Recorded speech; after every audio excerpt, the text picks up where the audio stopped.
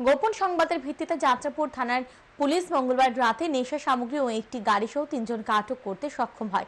বুধবার সকালে যাত্রাপুর থানার ওসি শ্যাম শঙ্কর রিয়াং জানান, ধৃত নেশা কারবারিরা হলো মোহাম্মদ হানিফ মিয়া, বাড়ির সোনামুড়া থানার অন্তর্গত কালাপানিয়া পঞ্চায়েত এলাকায়, আব্দুল জলিল বাড়ি একই থানা এলাকায় সোনাপুর পঞ্চায়েত এলাকায় এবং নূর নবী তার বাড়িও সোনাপুর পঞ্চায়েত এলাকায়। মঙ্গলবার রাতে গোপন সংবাদের উপর ভিত্তি করে যাত্রাপুর থানার পুলিশ সোনামুড়া বিলুনিয়া সড়কের উঁট পেতে বসে যথারীতি পুলিশ গভীর রাতে সন্দেহজনক একটি গাড়ি আটক করে গাড়িটিতে তল্লাশি চালানোর পর উদ্ধার হয় 21 কেজি 500 গ্রাম শুকনো গাঁজা। একই সাথে গাড়ি থেকে আটক করা হয় 3 নেশা কারবারিকে। অপরদিকে একই রাতে যাত্রাপুর থানার পুলিশ এক বাংলাদেশি নাগরিককে আটক করতে সক্ষম হয়। ধৃত বাংলাদেশি নাগরিকের নাম রশিদ মিয়া, তার বাড়ি বাংলাদেশের কালকোট গ্রামের 3 নং ওয়ার্ডে।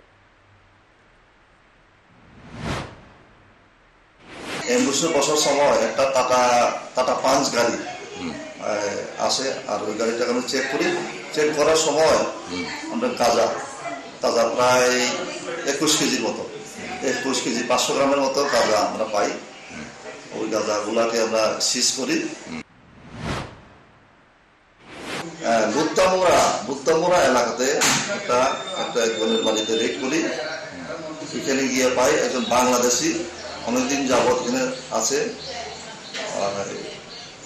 ফলস ডকুমেন্ট প্রডিউস করে ওদেরকে আমি ডিটেইন করি, থানাতে নিয়ে আসি এবং ওর বিরুদ্ধে একটা কেস রেজিস্টার করি।